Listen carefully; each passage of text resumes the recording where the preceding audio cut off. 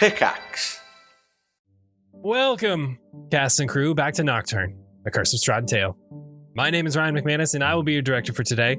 You can find me running the Cast Party socials at Cast Party D&D, or on my personals at rye.mcmanus, and I am joined today by my lovely cast and crew, ready for one final fight.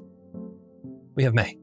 I'll never be used to going first. Hi, I'm May, and I'm playing Zielle, who is here to slay innocent and non-innocent alike, and also fashionably. I am half hit points in real life, just like Zielle is half hit points in game right now. And you know what? We're gonna slay anyways. Damn right. Back for his 47th intro, we have Jose. Hello, everyone. That means that I will probably get more intros because Ryan didn't say his final intro, so that's a plus for me. I'll be playing Alizzato today, Best Beard in Vallaki. Very excited to play with the most awesome group and the most awesome story that I've ever played in. So very excited for that. You guys can find me on all socials at DMJoseG and all of that other fun stuff. Next up, we have Betty. Hey, it's me, Betty. I play Dahlia, your constellation of melancholia, and I'm terrified today. But with the power of friendship, we can conquer all. So we got this, right, guys? And Betty has a surprise for not only the cast, but the fans, which may premiere in this episode, potentially the finale. So we'll get to that soon. What? Pardon? Don't worry. To bring it all in, we have Anna. Hi. I'm Anna. I'm also Brizzy Voices on the internet, and I'm playing the non-playable character Esmeralda Dahlia. Gonna kill monsters and monsters people and such. And hey, go to youtooz.com and order a Remus plushie for Anna because it's Order a Remus plushie! it might be the cutest thing I ever gosh darn did see in my life. We will all be getting one. So I hope you do the same. All right, y'all. Let me change some vibes. The chill vibes are over. No more chill vibes. Yeah. My heart is pounding. But you know whose isn't? Strahd's. Oh, Jesus. hey. A heart wrapped in chains, suspended in the tallest tower. But chapel bells rang, signaling it was now or never. You marched your way up while Ali perched in wait, but the shaking of the tower nearly sealed Dahlia's fate.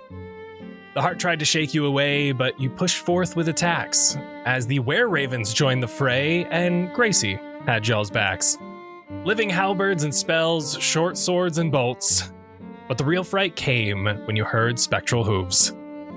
Rahadin joined the fight with a fury to defend his brother, a short onslaught on Zielle, but that's all he could muster. The tides turned quickly, as push came to shove, as Rahadin plummeted, falling high, high from above. A counterspell stopped his misty step, and he hit the ground with no escape. As Mira was on guard, catching you all before you did the same. Until Dahlia felt a twinge, and a familiar voice rang true. Morty was granted his sanity, and he knew what he had to do. He was given a location, Strahd's coffin he found at last, and told Dahlia he had enough energy for one final blast. The castle shook violently as the connection was soon lost. Dahlia dropped to the stairs, and Rahadin she would soon cross. Grabbing his hair and throwing him down again, a natural 20 with 105 damage left Strahd's right-hand man dead. And soon after, the heart, as it burst with thorns and moonlight. And so it is time, Sunbringers, for one final fight. Oh my god. I'm gonna vomit. Seeing the heart explode, drenching you all in blood as it rains down upon the tower, Mira and the were-ravens dive back into their raven forms. Their reconnaissance evolved into so much more than they had originally thought, and have taken their leave to tend their wounds and ensure the safety of the Keepers of the Feather. As Alizzato was informed, there aren't many of them left. To keep numbers strong, they have departed having done their duty, and more, by assisting with the heart. But you all find yourselves mostly at the top of the tower. the heart still pouring down, though much slower now that nearly all of the blood has been ripped from it. It beats no further as the tower remains still. We all got covered in that blood, right? Big time. What was that that just shook the whole tower? The whole castle? What if it happens again? It won't. It won't happen again. It was, one of my friends helping us. The coffin is gone. He's all that's left. Really? I'm sorry, Dahlia. Any one of us would do the same if it meant winning. I'm grateful he felt like he could be of use. So when we see the devil, that's it. No other steps. All right, well then, let's prepare, shall we? Uncork a healing potion. A couple, actually. I will do the same. I will also drink at least 2 of my healing potions. Drink it. Alizzato, how you feeling? You chugging? Honestly, yeah, I'm gonna take both. They're max, right? Yeah, they will be max. Oh. The 12 each. 12 each. Oh, heck yeah. Also, keep in mind, I know Dahlia has healing, but I definitely also have some healing prepared as well. Same as well. Oh, hell yeah. am feeling approximately 15 hit points away from full health after my potions. 13 for me. I could use 15 lay on hands, though. I'd rather save you guys the spell slots, and that still gives me more than half of mine. So I think that's fine. Pass my hands over any gashes or shrapnel wounds and whatnot, and heal myself to full health. I'm not quite full, but I'm close. I'm gonna save one of my healing potions. Feeling pretty good. Alizzato downs the potions and kind of like shakes his head a bit, and I guess all covered in blood. So what now? We meet him head on, or do we head lower, deeper into the castle? I don't know if we want to risk anything else hurting us.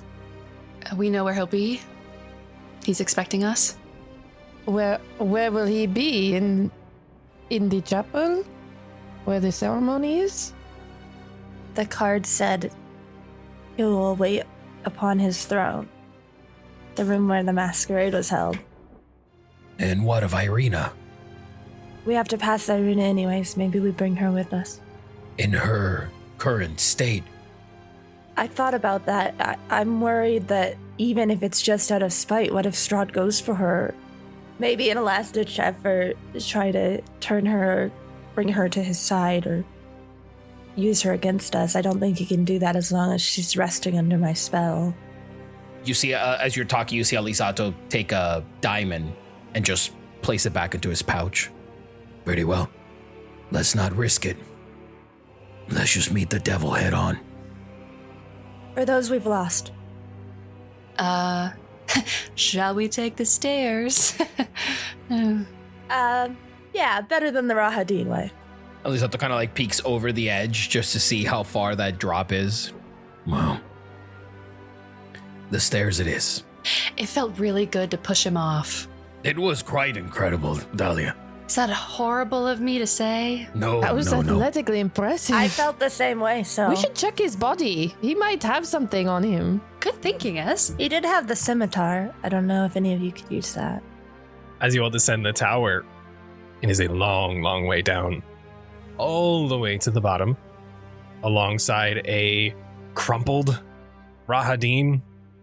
There are bones sticking out of his flesh that should not be there from the fall. He has taken quite the beating. And on the back of his head, Dahlia, you can see from where you grabbed his hair, it's almost rotted away. His hair that you grabbed and pulled is dead, stiff. You can even see some of that rot bleeding into his head. And as you guys search him, if anyone would like, his sword is a +2 scimitar. Though, aside from that, nothing else of importance on his body, as this is a wedding. Ryan, would you allow me, as this is happening, I guess, as they're searching the body, can I clutch my rune and do speak with land? Ooh, yeah. Gather one memory from one individual that has touched the land I resided within the past 24 hours. I just want to kind of see if I get a memory of something recent to, I don't know, further prepare us, or if there's something perhaps in his past that is of use. Just a straight wisdom check. And that will decide how far back in the clarity. 18. Damn. As you get down and you see the others checking over the body, you crouch down, but for a much different reason. Placing a hand upon him and delving into the memories of Rahadin. What he's experienced over the past 24 hours prepping for the wedding of his beloved brother. You see him throughout the day, making sure that Irina is in the castle in the early hours of the morning. You see him guiding her up to her room to be handed off to one of the handmaidens.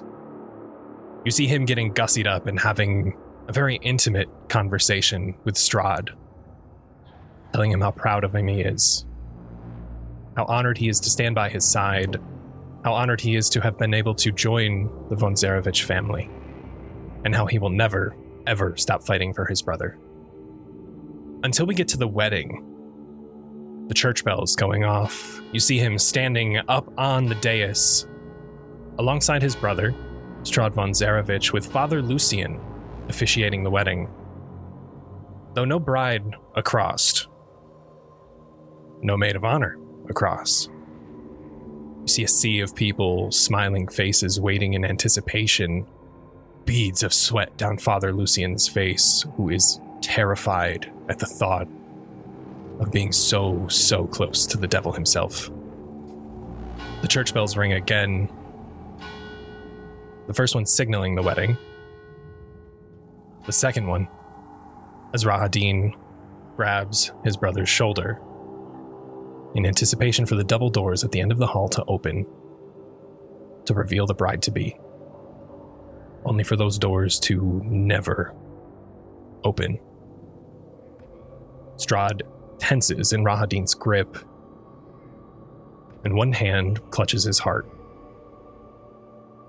He lets out a blood-curdling scream as he looks to his brother Rahadin and sends him off with instructions, before swiftly turning and gutting Father Lucian in an instant. You see Rahadin walking down the aisle towards the double doors in a rush, summoning his spectral steed with nothing but horrified screams, claws ripping flesh, and Strahd fueled with rage. Before that steed is summoned, and he is up towards the tower. Remove my hand, and I'll look to everyone. Probably goes without saying, but he is not a happy groom on this evening. How much does he know? Do we know? Irina never showed. They made a spectacle of him. I like to think he was somewhat embarrassed, but knowing Strahd, he took it as a challenge. And I'm sure if this heart is tied to him and connected to him in some way, I think that final blow revealed to him what our intentions are. I think he legitimately thought that he was going to have a successful wedding today. I think his demeanor and general boisterous attitude towards this land and its denizens kind of speak for itself. There are potential, well, I don't want to call them victims just yet, but the chapel is loaded with people.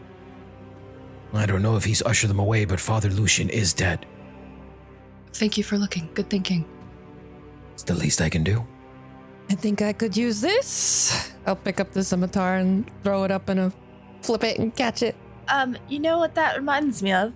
And it's not just because I was looking through the loot channel and realized we had something I forgot about that I don't think we've used. We have Oil of Sharpness, which only takes 1 minute to apply. If you would like to apply it to your +2 scimitar, It'll give you a +3 bonus to attack and damage rolls for an hour. Yo! Sure.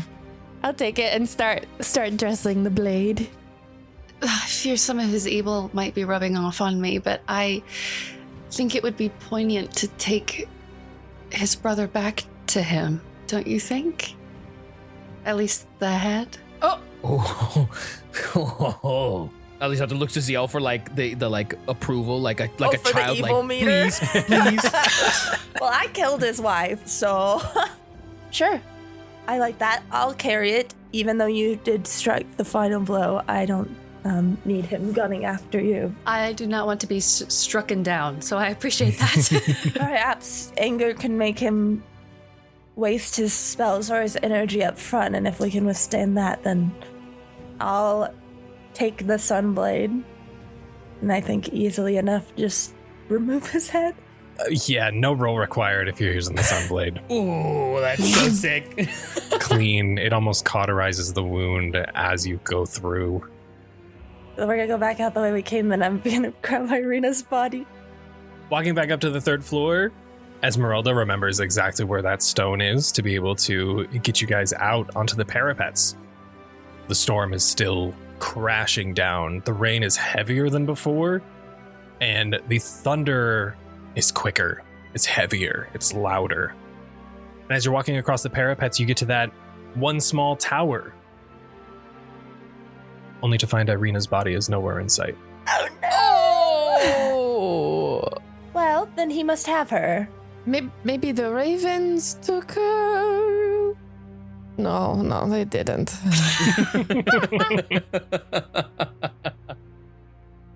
So now we're sacrificing everything to take down Strahd and also save Irina. If she is still dead, then he cannot turn her. If he has some way to bring her back first, then she may no longer be on our side. But yes, either way, we would be trying to save her from him as well. But he is our main target, like we discussed. Can I do a little investigating at the spot where we left Irina to see if there's any hair, any raven feathers, anything left, a little note, anything, some sign of who else might have been here? Absolutely. We'll do investigation check with disadvantage due to the rain. Yeah. 14. It's quite hard to make out anything in particular. There are some bloody boot prints, though you can't make out where they come from, where they lead to. But someone was here.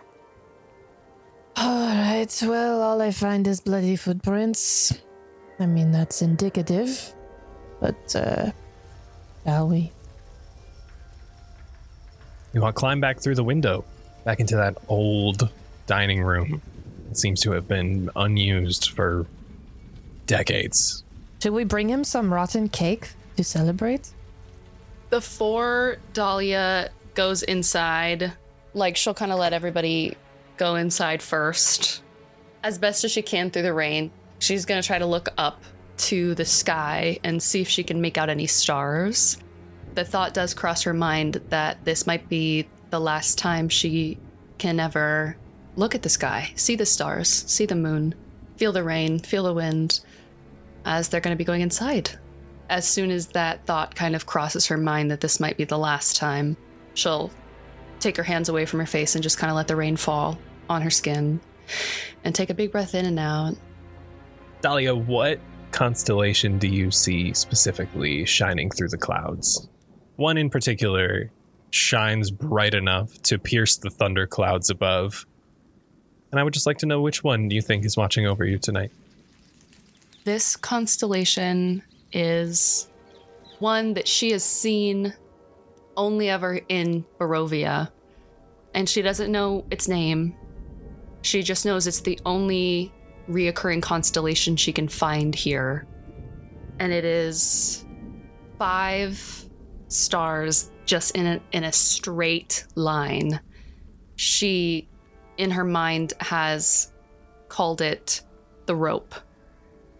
This is the constellation of the rope that she always kind of comes back to if she feels like she's losing herself when she was hearing voices more often, she would come back to the rope and let the rope pull her back to reality.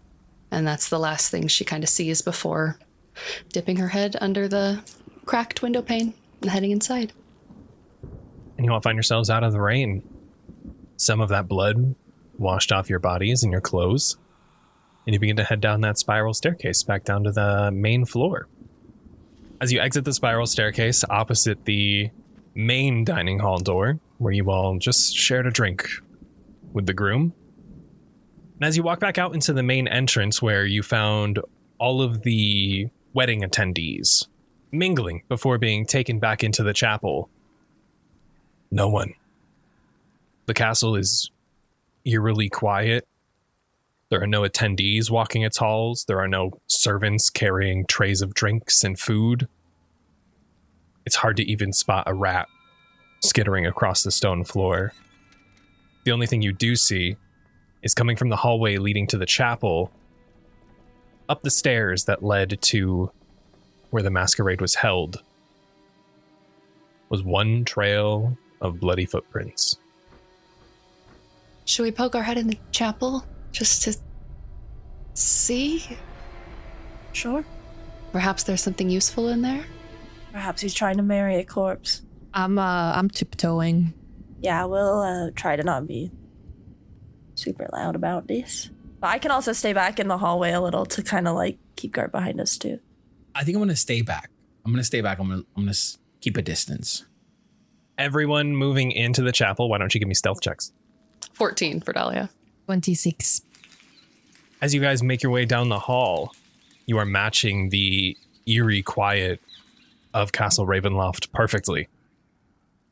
And as you get to the end, you find the double doors closed. I would poke it open an inch. Could you give me a strength check? Oh, heavy? Locked?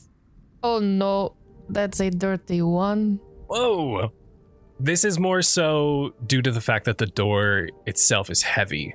You aren't sure why, but it doesn't seem to be swinging open. It does seem like something is blocking the door. Put my ear to the crack. Give me an investigation check. Investigation? Guidance. Guidance?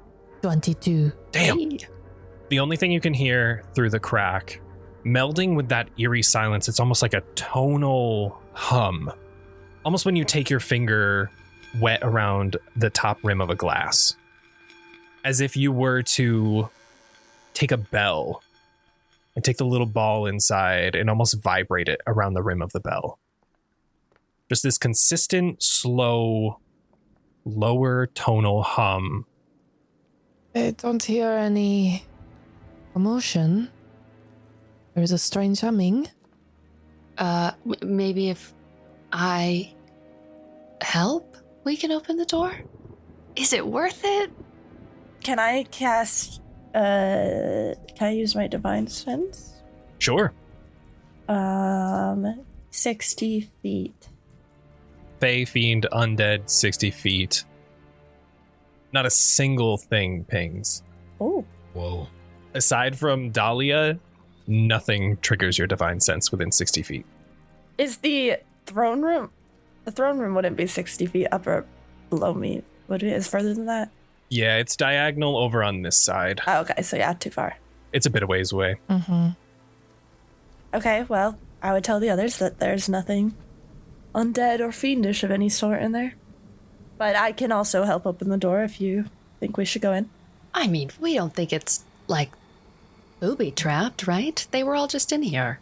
My only concern is that they could be trying to do something to bring Irina back, I guess, but... There is an odd humming in there. But do you think the devil would be present for that sort of thing? Let's try one more time. I gotta know what's in there! I'll help. You guys can all roll strength, or one of you can roll with advantage, whoever would like. Can I roll athletics? Sure, I guess. 26. Jesus.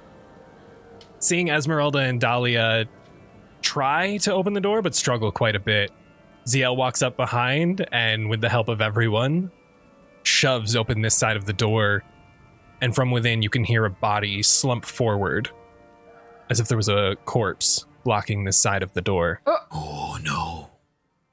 As you walk into the chapel, It is nothing like what you expected. It was supposed to be this extravagant wedding for Strahd, and at least it was. But now it is nothing more than a massacre. Oh! The stained glass at the back of the church is shattered. You can see one of the large stone pews toppled and broken in the back courtyard. Vampires and attendees alike are torn to unrecognizable shreds throughout the pews, upon the altar, climbing the stairs for safety. Father Lucien's body lies lifeless over the altar as if he was propped up with blood cascading down the marble. Esmeralda, that tonal hum is quick to be discovered as Rudolph's singed corpse is hanging from the bell tower rope. Not a single being left within the chapel draws breath.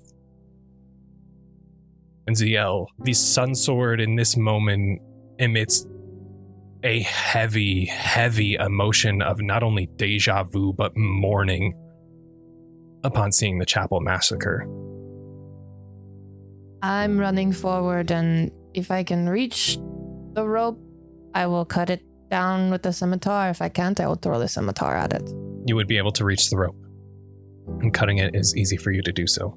And remove the rope from Rudolph and lay him down gently. He lies among the cold stone of the chapel floor. No breath or life to be found. How quickly can you... What's the limit on your revivify? Unless this just happened. I'll just collapse on it. Ring. I'll pass by Dahlia and noticing Esmeralda, and just as stealthily as I can, respectfully, I'm gonna clutch my rune and I'm gonna cast Speak with the Land. Go ahead and give me a wisdom check. 17. You look back to Rudolph, enjoying a drink with you all among the waiting area. You all departing as he mingles with other guests before the chapel bell rings, signifying the start of the wedding.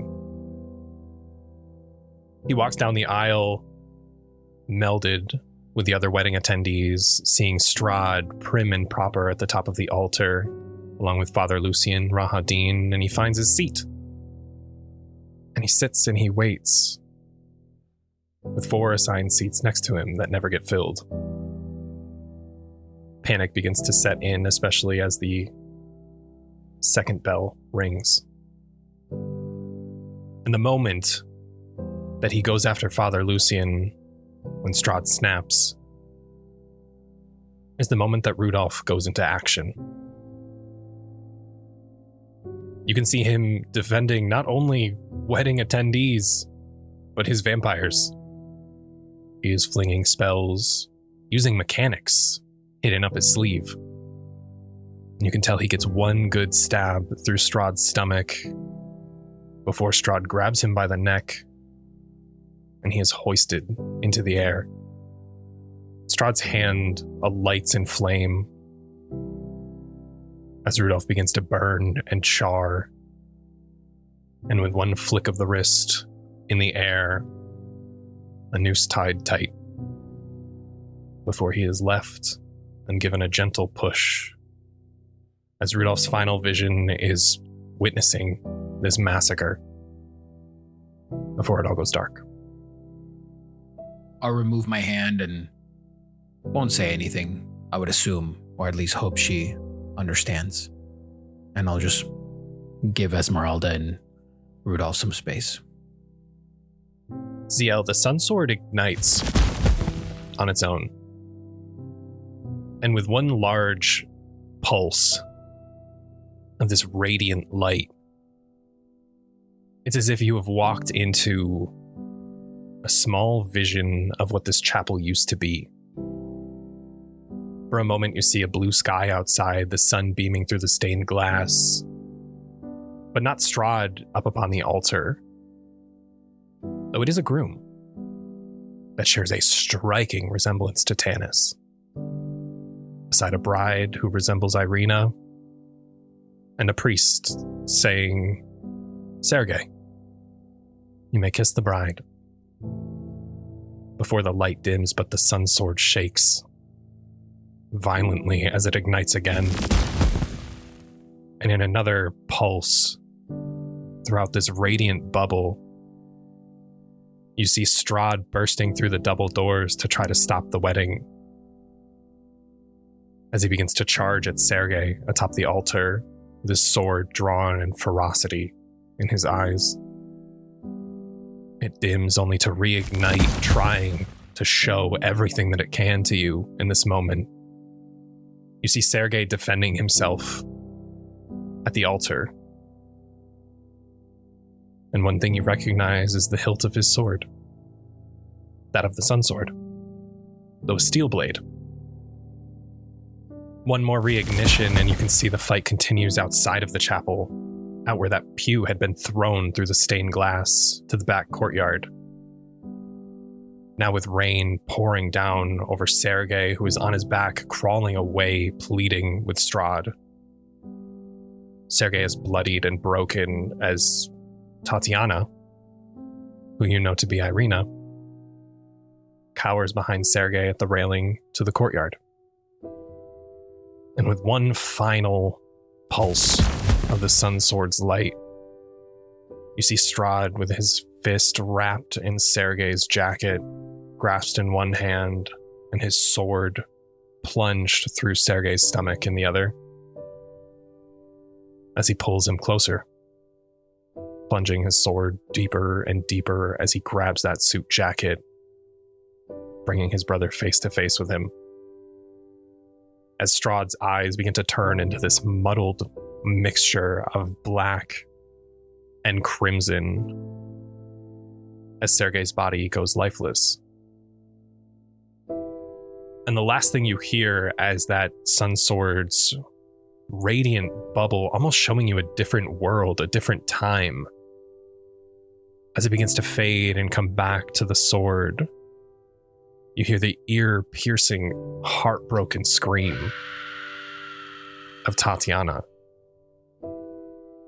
as she throws her body over the railing and falls to the valley hundreds and hundreds of feet below. Before around you, it just settles back into the massacre. And the sun sword is mourning, yet it is burning with a righteous fury. These are the last lives he'll take. This is it. I'm sorry. I'm sorry we weren't here. I'm sorry we were supposed to be there. We'll finish it. We'll finish this. We'll finish. You started it. I'll look up at everyone else. This means Strahd is hurt. If Rudolph fought, then Strahd is hurt. It won't be as hard as we thought because he started it. And we'll finish it. It won't be for naught. No, we wouldn't have gotten here without him. And I'll bring you back. I'll find someone to bring you back. I'll come back and I'll get you, and I'll find someone in Kresk. I'll find the abbot. I'll find somebody who can. Rudolph was reaching for something. A paper sticking out of his pocket. Inside of his jacket. In his final moments, it was his last hope to continue fighting. And this is now bestowed upon you. It is a scroll of mass cure wounds. Mass cure wounds. Ugh. He saved it for you. Oh, he wasn't fast enough. I'll pocket it. He stood his ground. The minute Strahd started to lash out, he was quick to defend. To the very end. He's with us. Everyone we've lost. They're all with us. They'll all help us. And we are not lost yet. Ez is just nodding and just looking at his burnt face. He's going to be so mad he wasn't there to see Strahd's last moments. She slowly stands up. It's time. Footsteps head in the throne room. He has to be waiting. Let's go meet him. Alizzato will take a leaf, place it on Rudolph's forehead, and walk out of the room. I'm going to cast a quick protection from evil and good on Dahlia. I will do the same on Ollie. And I will do the same. Do you need it, Zielle, or should I give it to Esmeralda? Either's fine. I mean, it's a disadvantage on attack rolls, and I have the highest AC, so maybe better for Ez. Okay. You're more likely to be next to him. I guess if you do cast it, then it makes it less likely that he can hit me and less likely to interrupt my concentration, but it's up to you.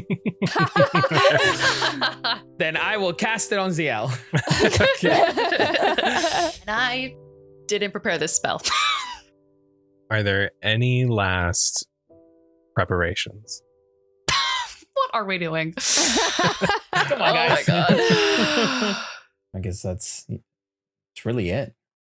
Join us at patreon.com/castparty for a whole plethora of exclusive goodies. 5-day early access to every Cast Party episode, including Nocturne, ad-free episodes, behind-the-scenes info, exclusive bonus monthly one-shots, access to our community Discord, where our community plays D&D games together, has game nights, and hosts so much more, all for less than the price of a single cup of coffee per month. Aren't convinced? Try out a free trial. 7 days free to check out the content that we offer only exclusively on our Patreon. Patreon.com/castparty. Support your favorite D&D podcast, all while getting some awesome perks. Patreon.com/castparty. See you there, casting crew. As you all walk out of the chapel, following the bloody footsteps all the way out into the main hall, up the stairs, and towards the throne room. As you ascend, there he waits. The devil himself, not paying any mind to you, sat atop his throne as you continue to ascend the stairs. His formal attire is drenched in blood. He is breathing erratically, and sat in his throne. He's cradling Irina's corpse, right where the cards predicted the final fight to occur. The chandeliers swing above, the thunder cracks outside as rain batters the stained glass window. And before you can get to the top of the stairs, you hear his voice reverberate through the throne room. Nothing in this God's forsaken world is ever certain, constant, except for the ever-ticking hand of time and my love for Irina, for Tatiana, for every reincarnation her soul has gone through. And I have time. And my Tatiana will return. Be it tomorrow, be it a month from now, be it 4 fucking centuries. But to rip her away from me before we were wed, to end her life just to spite me, to slay her in cold blood before she could be my eternity. For that, I will make sure your time ends here. No one will remember you. I'll make sure this very valley forgets Dahlia and Alizzato. I'll make sure no soul speaks the name Esmeralda or Tanis. I'll make sure that Theren and Zielle are reunited once more as she lies in an unmarked fucking grave in a realm that has long escaped my fury. The Sunbringers will be nothing more than a fucking bedtime story, told to terrified children to try to bring them the slightest sense of calm in this godforsaken valley for what I am going to do to Barovia after what you've done to me. I'll ensure that everyone remembers the name Strahd von Zarovich. As he calmly stands up, he turns facing his throne, his back to you all, as he gently drapes Irina's body over the armrests. And as Strahd turns back to you, thunder and lightning crash. The curtains bellow, the candles ignite, but there's still darkness and a sense of dread that takes over the room. You can see Strahd's fingers have elongated now into these claw-like shards, razor sharp. Black veins have spread up from his neck, now spiderwebbing throughout Strahd's face. As it becomes consumed by rage, his fangs grow longer, his teeth ferocious as his eyes now look like sunken pools of black and crimson. As he begins to walk down the dais, his footfalls making no noise as he descends, the room now filled with a deafening silence as he halts at the bottom of the steps. Facing down the Sunbringers. The only group of adventurers to make it this far, despite loss and hardship along the way. You have fought tooth and nail to stand before the devil in this final hour. Now will it be his or yours? Sunbringers, will you please roll our last initiative of the campaign? Can I toss the head to the ground before I do? Absolutely, and with that, I will give you advantage on your initiative roll. Yes. Now, while you all roll, I want to preface this fight. I just want to say that this is Strahd von Zarovich. This is the fight you've been leading up to for nearly 60 episodes. I will be using Strahd's stat block to the fullest extent. You better. And I expect you to do the same with your character sheets to Strahd. This fight could be over in one round. What? This fight could take the next 2 episodes. Oh my god. You all as characters are strong, you all as players are smart, and no matter what happens, I love each and every one of you, no matter the roles. I am rooting for your success with every pass of the turn. But just know, death is inevitable, and I need you all to fight your hardest to ensure that it's not on your end. And with that, did anyone roll above a 20 for initiative? I rolled a natural 20 on my die. Get him, girl. Ooh, nice. There we go. Now, what the hell I'm going to do with that, I have no idea, but... 15 to 20. 15. Whoever's left. Oh, 14. I'm 10. Alizzato, this kind of gives it away, but what's your dex mod? Oh, yikes. Dude, that's a +1. All right. As things begin to heat up, I'm going to slide down behind Zielle and kind of give her a launching point off my shoulder to jump forward. Ooh. So I'm going to use my initiative swap, Oh, shit. where I can swap initiative with any one willing ally. Oh, thanks. I would like to get in front of all my friends so they can not die. With that, Dahlia, it is your turn with Zielle on deck. Okay. Zielle drops the head. Can I kick it as a bonus action, or will that be my action? He's dead. It's an object. Object interaction. It's free. Yes! I kick it towards Strahd. 2 down, 1 to go. And I clap my hands together, and I open my palms, and this big burst of energy kind of comes out of Dahlia, and I'm casting Blinding Radiance. Whoa. Let's see.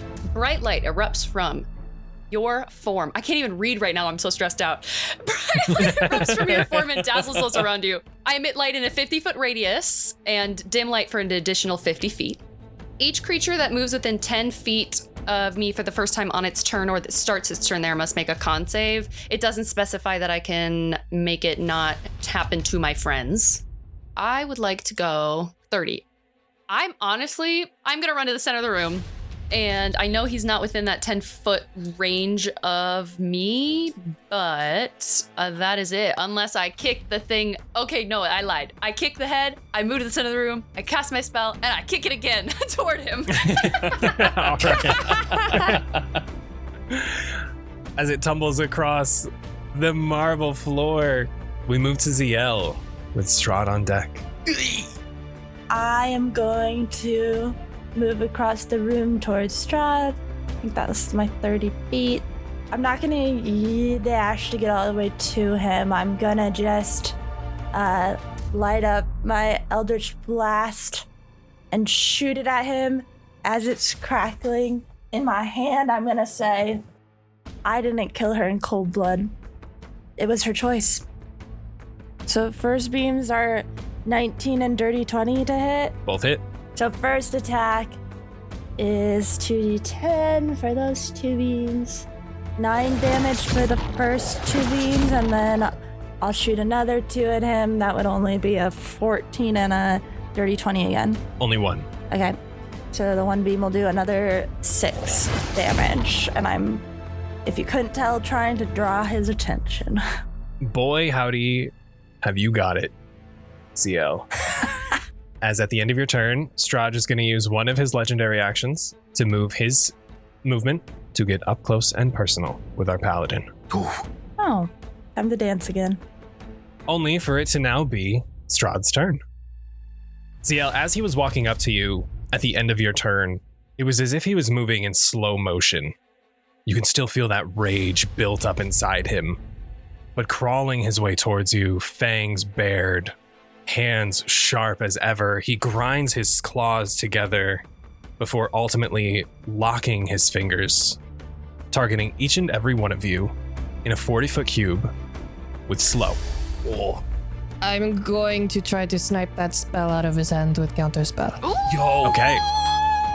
Here is something, because we didn't do this last time. Because 2024 rules have changed, I'm giving this to Esmeralda, because we did counterspell last time. Counterspell in 2024 is different than 5e. So do you want to use the new rules where the enemy makes a constitution saving throw? Or do you want to use the old rules where no matter what, it works on a spell 3rd level or lower, I believe? Anything higher you have to roll or upcast. Right. I'm going to leave this up to you. Feel like I keep the old rules for consistency. And because this is a spell of 3rd level or lower, the spell fails and has no effect. You can see the sparks scraping as his claws drag together, so they fizzle before he's able to lock his hands. We move to Alizzato. Also, he stepped into my sunlight, for the record. Yes. It is only at the start of his turn. He did start his turn outside of that, and the damage is calculated at the start of his turn. Wait, no, he did start his turn. You used the legendary action at the end of my turn, I thought. So right, Zielle. Sniped, bro. Dang. Bam. And not only that, please remind me as well, while he is in sunlight, which is 15-foot radius around you, so I'm going to give you a circle too, Zielle. He has disadvantage on attack rolls and ability checks, not saving throws. Damn, double disadvantage. Alizato's going to stand where he is. He sees how close Strahd gets to Zielle. And what he's going to do is that he is going to rip hairs from his head. And as he does, he's going to wild shape into a warhorse. Ooh, okay. Horseyzato is back. I have 60 movement. So I am going to move 5, 10, 15, 20.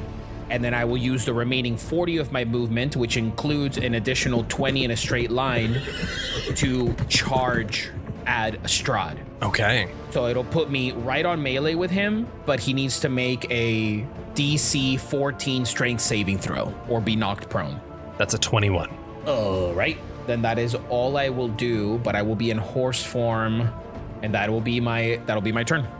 At the end of your turn, Strahd is going to move his movement without provoking opportunity attacks 5, 10, 15, 20, 25, 30 towards Esmeralda by the stairs, having just countered one of his very useful spells to take the advantage on you all.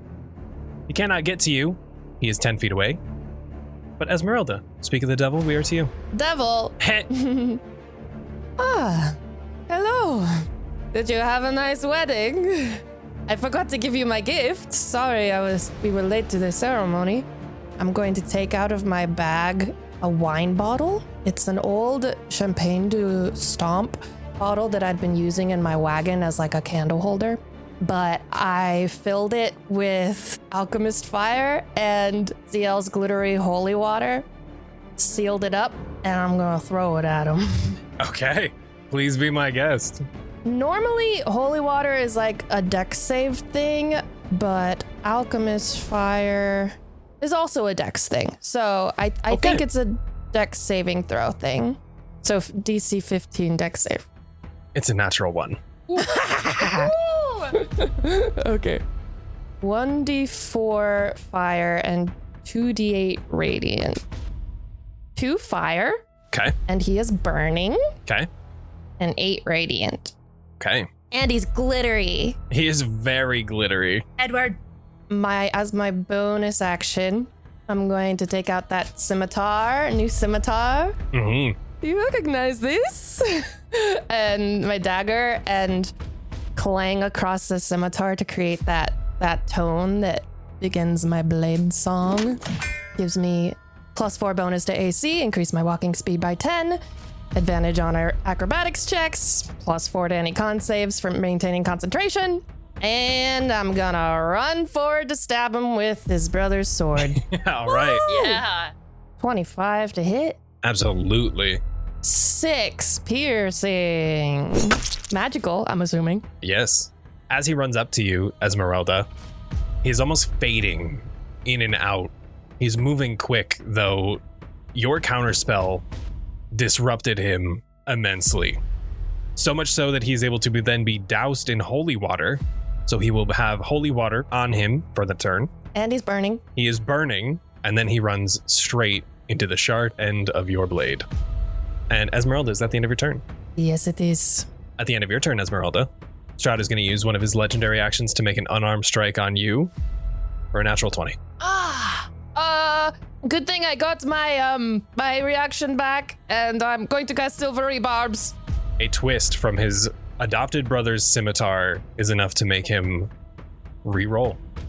That's a dirty 20. Still better. Okay. Does not hit. I have an AC of 21. Yo! With your blade song! With my blade song and the beacon. Jesus. Dodging out of the way, he goes to reach for the handle, and instead he just grasps your hands as he pulls that blade closer and deeper into him, bringing you closer to him. That is going to be the top of the round with Dahlia with Zielle on deck. I just hiss in his face like a cat. Dahlia is going to come over here and help my friend Esmeralda. And this is 25 feet. Oh, I super don't want to be that close to him. Let's change that. I want to be one over. Okay, so he's still in my little circle. What happens if we get within 10 feet of you? Because, just for reference, because I'm probably coming in there. It is a con save. You will take radiant damage and be blinded for each creature that moves within 10 feet of you for the first time. So Dahlia moving into someone won't trigger it, but you either starting your turn in it or moving into it is going to trigger that. Oh, wow. And Dahlia realizes that that's not a very sensible big spell, big swing, spell slot. We did it. And now we can return to some more sensible options. And so I'm going to I'm going to drop that blinding radiance because I don't want to risk hurting my friends. And am instead going to cast Moonbeam. There we go. Oh, crap. But that hurts them too if they come near me. Moonbeam, we decided not. Center myself here. And it's now 40 feet, but it's wherever I want it. And I want it on Strahd. I want it like centered on him. Sheesh. Blinding moonlight fills the throne room. When the creature enters the spell's area for the first time on a turn or starts a turn there, so it doesn't do anything yet, at the top of his turn, he will start it in the Moonbeam, so he will take that damage if he fails the save. And that is the end of my turn. Oh, and I have to give someone advantage from my silvery barbs. Oh, yeah. So I will just give that to Zielle. All right, Zielle with Strahd on deck. Actually, at the end of Dahlia's turn, Strahd is going to quickly remove himself from his brother's blade. I'll be with you in a moment. And he's going to use his movement to go 5, 10, 15, 20, 25, 30. Away from the fray of the moonbeam, the radiance, etc. as we move to Zielle's turn. I will run across the room to meet Strahd, Sunblade drawn, and I'm gonna take a couple swings on him. All right. If I have advantage, is it just on the first swing, or is it on the whole attack? It's just the first swing, I assume. Sorry, wait, what for the advantage? I have Silvery Barb's advantage. Oh, then yes, that's just one roll. Okay, does 21 hit? 21 hits. Okay, and what about a 25? 25 hits. Okay, so I'm gonna take 2 slices at him with a radiant sword that he would recognize the hilt from. 19 radiant damage. Sheesh. 24 for the second. Jesus. I also have realized, hello, it's the last battle, and I've realized I have not been using this on the Sunblade this whole time. It has the sap property, so he has disadvantage on his next attack roll before the start of my turn, as if he didn't have it like from 7 other things. Yes, but exactly. even If it's against me, I'm just gonna burn him up, crisp him up a little bit. I'll stay right here in front of him. 2 incredible swings. It is now Strahd's turn. he's burning. He is burning, please. Give me damage. And he's in sunlight. He isn't, yes, he is in sunlight. And he's a punk bitch. Yes, he is a punk bitch. Also, he's a punk bitch. What does it mean if he's burning? Takes damage at the top of his round, probably. 1d4? Unless he puts it out? Yeah, unless he uses an action to extinguish the flames. So yeah, roll me a d4. 1. 1. He is starting his turn within sunlight, so he currently has disadvantage on attack rolls and ability checks. His regeneration does not take effect. 1, because of the holy water, and also because he is in sunlight. Strahd is going to move over ever so slightly. Yikes. My brother's blade died in his hand. It'll die in yours too. As a cold chill runs down through his veins. Oh no. And from his mouth, he erupts this vile cold. In a 60-foot cone originating from him, I need Zielle, Dahlia, and Alizzato to make Constitution saving throws, please. We kind of lined up for him, didn't we? Remember your +1 from the beacon. 19. 18. It's 9. I was saying it's bad, it's bad, it's bad. Alizzato and Dahlia, you pass. However, Zielle is the one, as always, up front, personal, taking the brunt of 39 cold damage. The 2 of you will take 20, halved rounded up. I revert back to normal Alizzato form. Wait, how does concentration work? I never know. Half the damage, so you have to roll a DC 20 Constitution saving throw. Constitution save? Okay, so I just have to roll 14 or higher. I rolled a 13. No more protection, Ollie, sorry. Did you include the +1 of the beacon? No, I rolled a 14! There it is. Which makes it a 20! Yes! How are the other concentration checks? Yes, I have to roll for my moonbeam. Oh, yes. So, again, that'll be DC just 10 for you, right? It's just half the damage, yeah. And I have advantage on concentration checks because I am a warcaster. So one of these just has to be higher than a 9. I just need to roll a 9. I rolled a 1 and a 2. Oh my gosh. I also have to roll for protection on Zielle. Oh, the horse. But also because of Warcaster, I also have advantage. DC 10. 13. Got it. Alizzato's holds true. Oh, that is going to be the end of Strahd's turn. We have Alizzato with Esmeralda on deck. I am going to go ahead and move right over here. And as I'm running out of my horse form, I am going to take out the holy symbol. As I take it, I will sort of look at it, remembering how Zielle used it, and I'll point it at Strahd, and I'm going to use one of the charges to cast Hold Vampire. Okay. So DC 15 Wisdom saving throw. That's a 16. Jeez. Holding the amulet up, it sparks and sizzles out. It can't quite hold the devil himself on a much lesser vampire, maybe, but you'll need to try one more time, if not more, to get Strahd von Zarevich. Esmeralda. Well, at the end of Alizzato's turn, Strahd himself, seeing the amulet of Ravenkind come out, is going to move his speed unprovoked for opportunity attacks 5, 10, 15, 20, 25, 30 south to come face to face with Alizzato. Aliro could never have it. The Alizzato never found it. You could find it, and you can't even use it. Drop dead. Already been there, you fucking groom. Esmeralda, your turn. Dahlia on deck at the top of the next round. I'm going to run south, closer to the throne. I'm still about 30 feet away from Strahd and pretty far from anyone else. And I'm going to shoot twice with my crossbow. Once is a firebolt and once is a normal, silvered bolt. So the firebolt is 19 to hit. That hits. 10 fire damage. There we go. And the crossbow is 21 to hit. 21 hits. 6 piercing.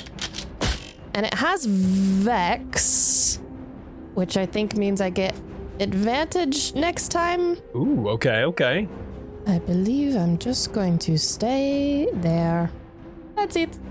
At the end of your turn, Esmeralda, we're going to make a legendary action to try an unarmed strike at Alizzato for a natural one. Dahlia, hit it. Dahlia is gonna go 30, gonna back all the way up to the wall, and as Dahlia is backing up, she's kind of spreading her hands apart from each other, and there's this like crackling constellation that's starting to gather in between her palms. And when she feels her back completely against the wall, she exhales and pushes her hands out, and she's gonna cast Guiding Bolt straight into his back. There we go. Okay, 15 plus 8. That's gonna hit. So 25 total damage. 2 6s, 2 4s, a 2 and a 3. 25 total. Good God. The next attack roll made against this target before the end of my turn has advantage thanks to the mystical dim light glittering on the target until then. Nice. He's so sparkly. Regain her composure against the wall, and that is Dahlia's turn. A wonderful glowing beacon protruding from Strahd's back just in time for Zielle's turn. Oh, here I come. After, I'm going to try one more time, legendary action. No, it's too late. No. Just kidding. I'm kidding. No. Try one more swipe on Alizzato. Give me something. With disadvantage. 15? Oh, that misses. Yeah, I figured.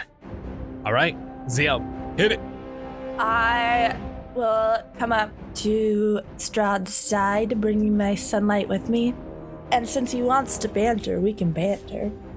Your bride killing herself once is pretty bad, but twice instead of being with you? Yikes! Slash! And I have advantage? Yes, you have advantage. 26 for one and 21 for the other. Now I'm gonna roll all the damage all at once. Yeah, you is. 28 damage. Damn. Nice. Woo! Incredible hits. The devil himself is bleeding. He has disadvantage on his next attack. On Strahd's turn, seeing him surrounded on two sides. He's gonna burn and take radiant, right? Yep. 20 radiant and the burn damage. And 2 fire. Seeing him flanked by Alizzato and Zielle, burning in the sunlight, you can see his skin smoking and singeing with every swing, and the spellcasters hanging back, ensuring that control is to be had over the battlefield. He looks at Zielle from the onslaught. He looks at Alizzato, who is trying to get some damage off on him. And then he's going to look up. And from the ceiling, he's going to cast Animate Object. Oh, you're animating a chandelier? Uh-oh. As well as 2 small candles that float from the sconces along the side of the wall. These are tiny, so just bear with me. That's cute. Dahlia and Esmeralda, I need a dexterity saving throw from the two of you as the chandelier from above comes crashing down, breaking its own chain, and comes collapsing. 17. 14. Both of you are going to fail. Oh, Dahlia, did you do +1 from Beacon? 18. Thank you. Esmeralda's going to fail. I'm so sorry. Thank you. Esmeralda is taking 19 damage, bludgeoning, halved to 10 for Dahlia. I need a DC 10 concentration. That's a 16. I'm good. Lovely. As Zielle and Alizzato, I believe this would technically count as leaving your range as Strahd dips beneath the floor, Fuck. phasing through beneath him. Okay, I'll hit him then. I will give you 2 opportunity attacks. Absolutely. Dirty 20. I am going to do frostbite. So he needs to make a Constitution saving throw. 16. Ooh, only a 14. Ooh, nice. Okay. 8 cold damage. Have disadvantage on the next weapon attack roll it makes before the end of its next turn. Okay, noted. And Zielle? 18 radiant damage. Jesus Christ, chill. You gave me a sun sword. What do you want me to do? I did. The 2 candles that had flown off the beautiful Gothic displays off the side of the room, one is going to take an attack at Zielle, the other is going to take an attack at Alizzato. We will do Zielle first, for a dirty 20, that's going to miss. Alizzato, that's a 22 to hit. Oh yeah, that hits. 8 fire damage from the candles. That is Strahd's turn. Alizzato with Esmeralda on deck. As I'm standing there, I'm just going to take a leaf. I'm going to smash it against my hands. And as I pull my fingers aside, I'll cast Flame Blade as a bonus action. It will drop protection on Zielle. Action to make an attack. Okay. That's a 15 to hit. 15 is going to miss the tiny, tiny candles. Ugh. That's my turn. They're a bit too tricky as they dance through the air. Esmeralda with Dahlia on deck at the top of the round. I'm going to pull from my pocket that little slip of paper from Rudolph. Everyone looks hurt, right? Yup. I feel like Cone of Cold ensured that. I'm gonna use my action to cast Mass Cure Wounds. This being a spell scroll, is my spell casting ability modifier Wisdom, which Mass Cure Wounds normally would be, or is it my spell casting modifier, which is Intelligence? I feel like it would be yours because you are the one specifically casting it, regardless of what school of magic it would be or what it would usually use. It does say your spell casting ability modifier. Yeah, then hell yeah, absolutely. Nice. Cool. 3d8 plus 4. That's 15 total. Loves it. 15, nice. To everybody. Thank you. Beautiful. That's it. I'm just gonna try to dodge and weave against this freaking chandelier. All right. I guess I'll move around to the other side of the chandelier so that I'm next to Dahlia. Dahlia, you are up. I am just gonna kind of put my hands forward, maybe like in a reaction to like an instinct as it's crashing, as like the dust kind of clears from that and as heals us up and takes her turn. I'm gonna cast Dispel Magic to make it not be able to do any of the things that it should do. If that does anything. One creature, object, or magical effect within range. An ongoing spell of 3rd level or lower on the target ends. For each ongoing spell 4 or higher, make an ability check using your spellcaster ability. So I can roll for it if I need to. Is it still an object? It is still an object, but you can also choose a magical effect. So choose one magical effect, which could technically be The whole spell. the whole spell and get all 3. However, Please, yes. you will need to make a spellcasting ability check. The DC is 15. You're wise. You got this. And my spell attack is +8. So that means I have to roll a 7? 7 or higher. 11. Let's go. There we go. Woo! Dahlia, what does this magic look like as the chandelier crumples in front of you? These large Gothic iron bat wings holding up candle after candle just crumples, along with the candles over by Zielle and Alizzato. Like I said, once she gets her wits about her and is kind of brought back to her senses after this giant crash by Ez's healing, she is kind of startled and puts her hands out kind of instinctively. And I think that lights up, maybe there's a couple frothy constellation lights just kind of floating about the room from her 2 spells previously that hadn't dissipated yet. And those little magic pieces kind of flitting about the room like an arrow just shock and are sent to those 3 objects. And as soon as the shock of the star touches them, they deanimate. I think I'm just going to turn to the group. We have to follow him, right? And start heading to the stairway, I guess. And that's my turn. Zielle, with Strahd on deck. Don't know if he moved downstairs for the phase 2 or if he's just gonna pop right back up. Since I know he goes right after me, I'm gonna hold an action this round in case he does pop back up. I'm just gonna be ready to Eldritch Blast him if he appears, and then otherwise I'll follow on my next turn. Bonus action, I will use my new feat from my fiance to expend a hit die and recover that much hit point. I have a lot of hit dice, so I can do this a lot of times. One at a time. 9 hit points I get back. Dang. Okay, Zielle, at the end of your turn, Strahd is going to use his movement to raise back up next to Esmeralda. Eldritch Blast. Please hit that Eldritch Blast for me with your held action. 9 out of 10, so I miss. Ooh. I wasn't expecting him to appear there. Apparate from underneath the floor right next to Esmeralda. And now we are to Strahd's turn. You do see him crack his back a little bit as the regeneration finally takes place. Though he is going to burn a little bit. 2. Moving on up. And Esmeralda, as he slides his way up from underneath the floor next to you, he reaches one hand out and graciously, with one finger underneath your chin, why don't you handle them for me? As he's going to use his charm ability on you, Esmeralda. Dang it, she'd be protected if we had protection against Damn good people. I know. That's not a spell, right? That is not a spell. Can I have a wisdom saving throw, please? Oh, I want to use a luck point for sure. You got it. Ooh. Okay. Dirty 20.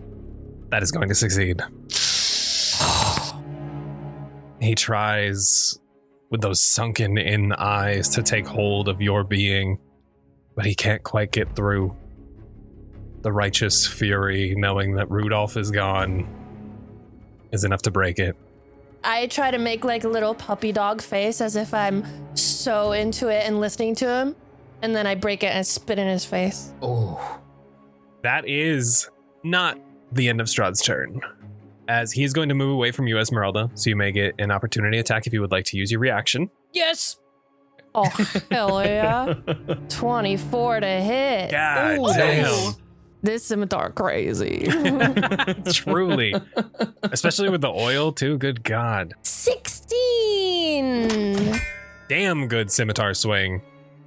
As Strahd retreats somewhat, as he makes his way over to Dahlia. With Strahd's turn out of the way, we are to Alizzato with Esmeralda on deck. Seeing him get to Dahlia, I am going to look at Strahd, and I'm just going to say, So your wife runs out on you. Better yet, she dies. So your best resort is to run away. What a coward. An absolute coward you are, Strahd. Killing a young boy. Killing innocents. But don't worry. I'll make sure to join you in death. clasp my hands together, and I'm going to cast Blight at 4th level. Oh, shit.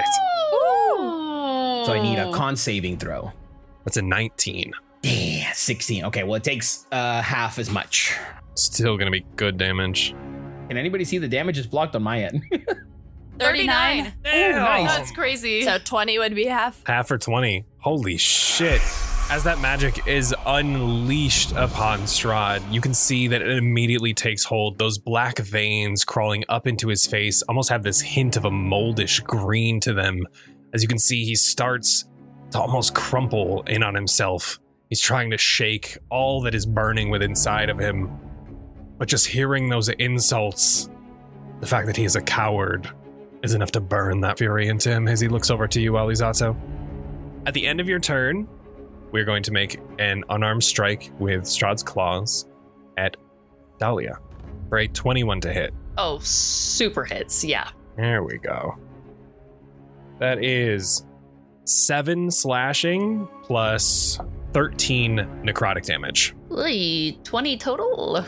Unfortunately for Strahd, though, I think Dahlia kind of stumbles back, but is still within like that melee range, and she just looks at him. You wrote in your journal you wanted to know what kind of power was keeping me here. You're going to find out. And I'm going to activate my Sun Flare. There it is. Because I get to do that in reaction to being hit by a melee weapon. 2d10 radiant damage to every enemy within 5 feet of me, and it's sunlight. 16, pretty please. Phenomenal. This radiant light that looks different than Dahlia's magic traces over the armor as it sits under her dress, and you can see that the dress is like shaped to align perfectly with the armor, and it just kind of flashbangs him, I guess, with radiant energy. That was incredible damage. Esmeralda with Dahlia on deck. I will tell you, he is bleeding. He is not happy. He's never happy. The erratic breath that you saw from him before is nothing compared to right now. You all are indeed using every trick that you have learned so far, from your magic items to your spells to ensuring that he is locked down entirely to making him feel completely useless, only for Alizzato to put the icing on the cake and taunt him for being a coward. I love us. I am going to run forward at him with the scimitar in my right hand while with my left hand shooting a firebolt at him through the crossbow. So firebolt first. Natural 20. God damn. Ooh. Remind me how you do that. 1 max die, roll the second, and then add modifier. So 10 plus 5, 15 fire.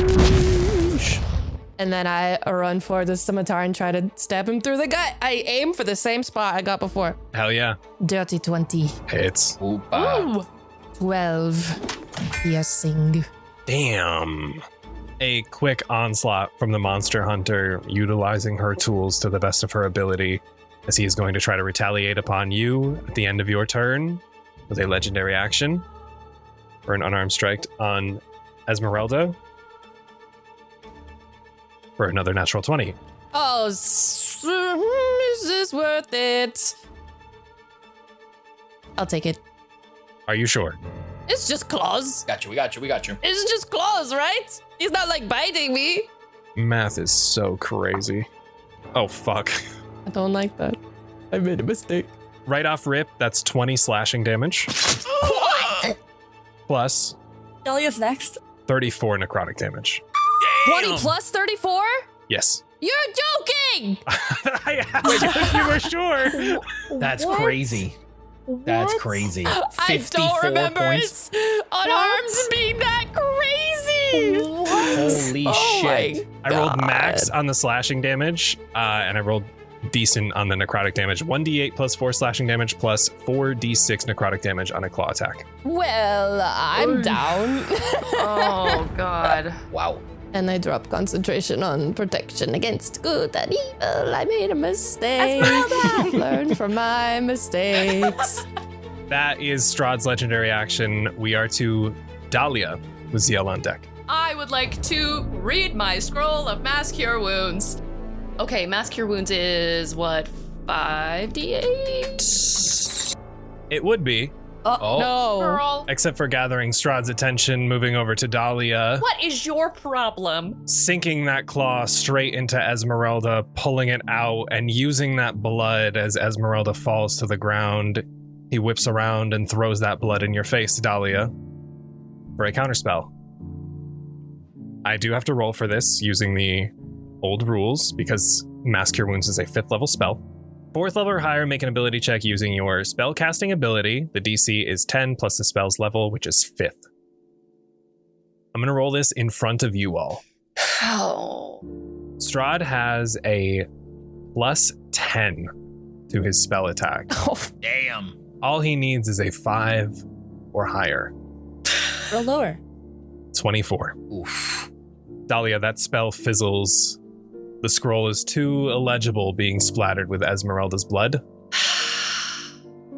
as it fades and burns in your palms. Dahlia, do you have anything else on your turn? I think I'm just going to drop to Ez anyway, even though I don't have anything that can be useful right now. Don't say anything. I'm more focused on looking at my other 2 friends, and I'm realizing now just how mortal we are compared to him, and I'm wondering how my other 2 friends look. I do not want to leave Ez's side. I'm staying right next to Esmeralda. At the end of your turn, Dahlia, Strahd hunches right down with you. No. I look him straight in the fucking eyes. I thought you were supposed to bring her back. Why is she on the floor? Bring her back, Dahlia. Bring her back. As he takes one claw and sinks it into Esmeralda's stomach. This has advantage, and if it hits, it is an automatic crit. my luck point. I can use luck point even when I'm not awake. I'll give him disadvantage. Thank God, because I needed that advantage. Because it's only a 13 to hit. Oh, yeah, no. We are to Zielle's turn. I will tell you, he has used all of his legendary actions for this turn. Zielle, he cannot do anything at the end of your turn. I'm coming in.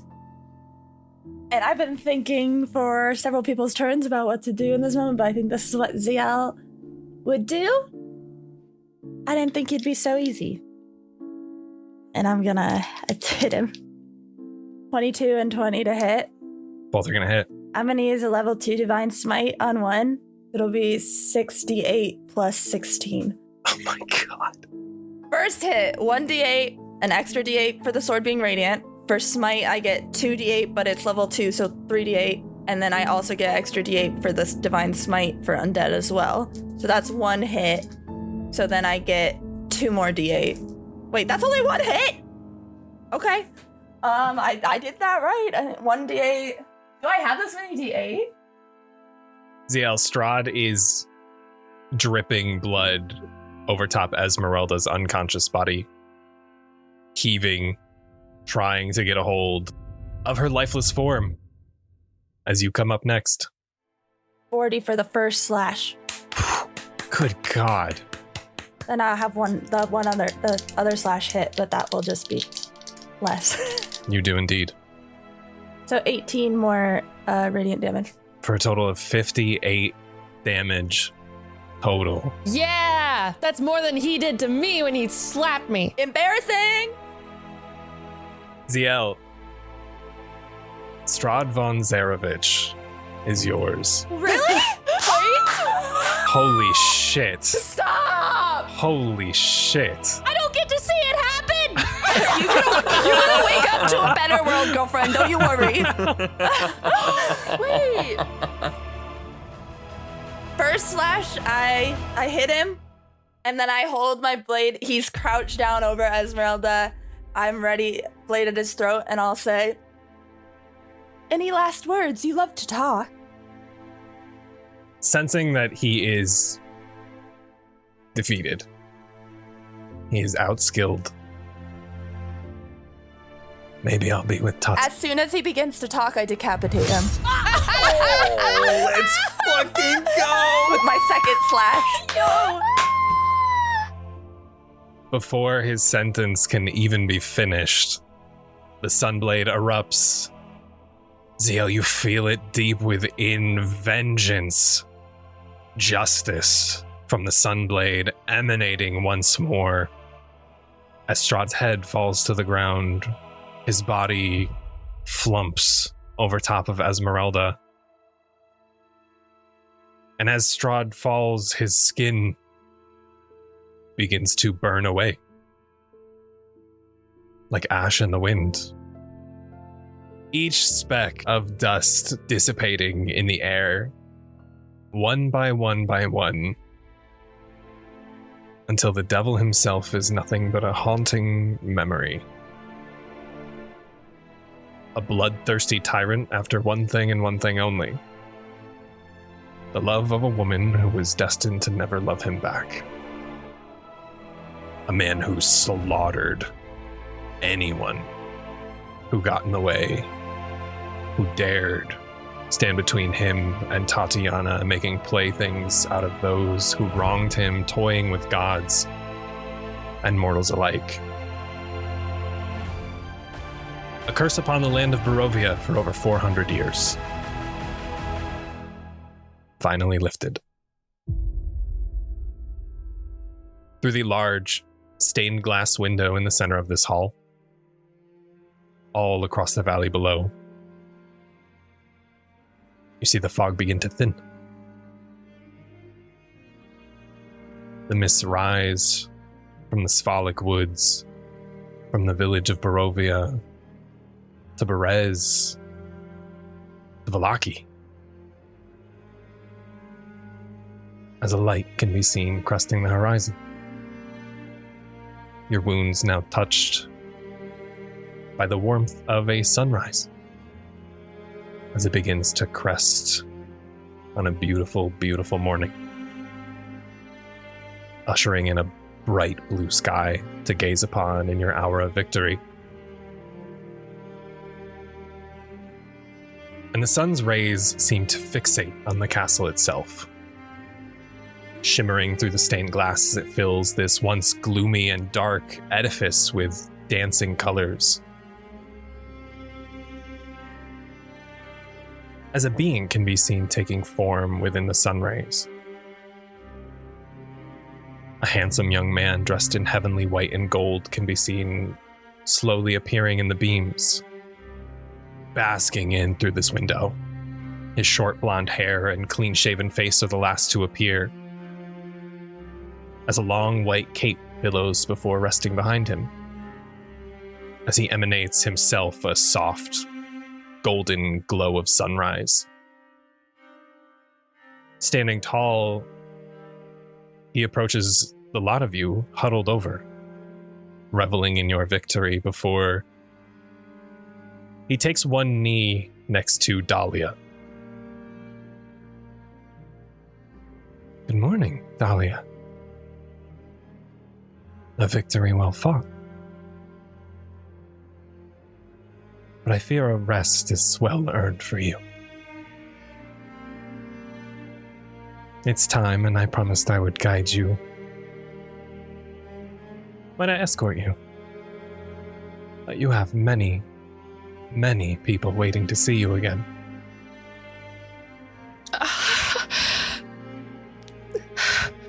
This happened so fast. Two things. My friend. I have to help my friend. Is there time? I may offer but a moment. I turn to Ez and I cast Cure Wounds. And I bring her back. Oh my goodness.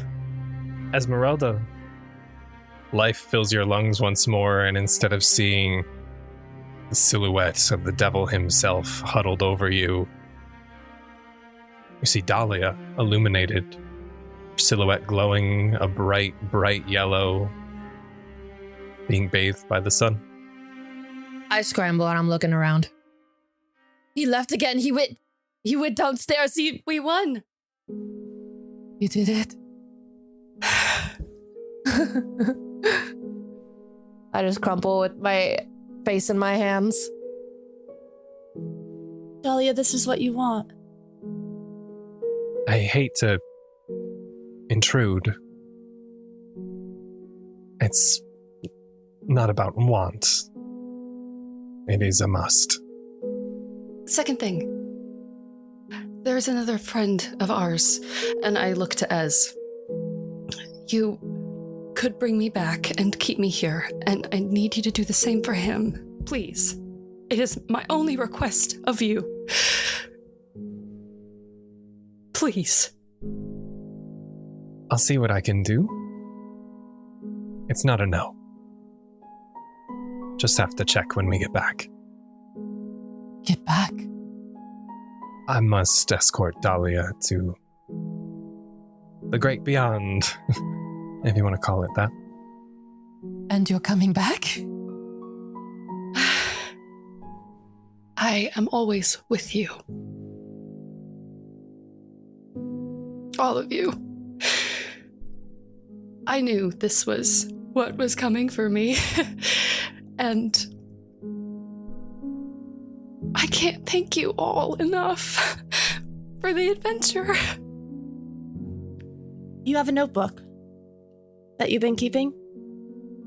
Yes, I do. Will you leave it so I can help tell not just your story, but all of them? It's, Ali knows where it is. Alizza's just staring at you, like eyes watering. In a place devoid of sunlight, you shine the brightest, Dahlia. May the winds guide you and protect you for all your days. Beautiful soul. Drop to my knees. She'll put a hand on your face, Ollie, and then kind of stretch an arm out to Zielle and Ez and motion for you all to come close. I'm going in. I know you're not much of a hugger, she'll say to Ez. Every group's got to have one. And she'll just pull you all in. I hope you're done fighting, Dahlia. I hope so too. I hope that for all of you. Rest assured, they will see you again, Dahlia. For every sunrise I greet them, but may every sunset be followed by the light of the constellations above. For you will find your place among the stars, Dahlia, and guide those seeking safety in the dead of night. Are you ready? I'll be watching. She turns to everybody. So don't get into trouble. Be safe. I'll meet you up there. Yes, we'll see each other again. I'm so proud of all of you. I will say hi to all of them when I see them. Yeah, punch Theren for me, will ya? I will. And if there are any doors, they will be kicked. Atta girl. I love you all. We love you too. Oh, this is going to be fun. And she'll stand and turn to the Morning Lord. Do I need to do like a little dance? Do we hold? I don't know how to do this. He extends one hand out, still in this kneeling position. Just come with me. She will kiss the tips of her fingers, hold her hand out to the group as she connects her hand with the Morning Lord's and waits for whatever comes next, with the light of the sun on her face again. The Morning Lord stands and begins to take you over to that stained glass window, basking in the colors and the warmth, sunlight once again, first time in decades upon decades. As they both fade slowly into glimmering sunlight, sparkles of gold rise and fall. But out the window, in the early hours of this beautiful sunrise, just on the crest of morn, one faint moon over Avrosa can be seen as a smaller second moon appears in the sky, a bright blue, casting its light upon you all. For today, that's a wrap. Oh my god.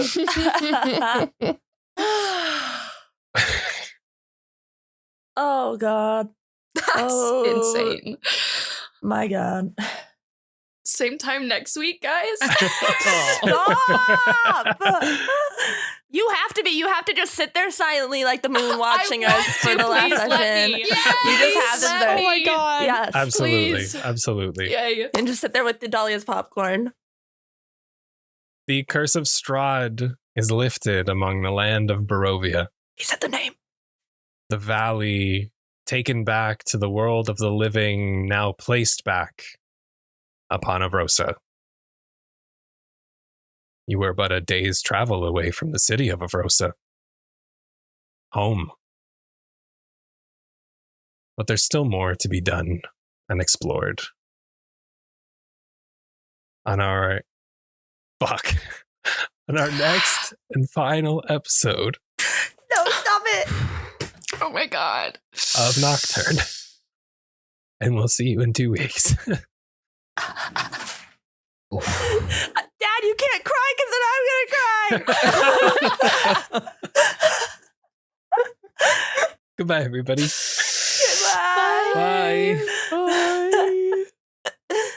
What? Shit. Just the epilogue.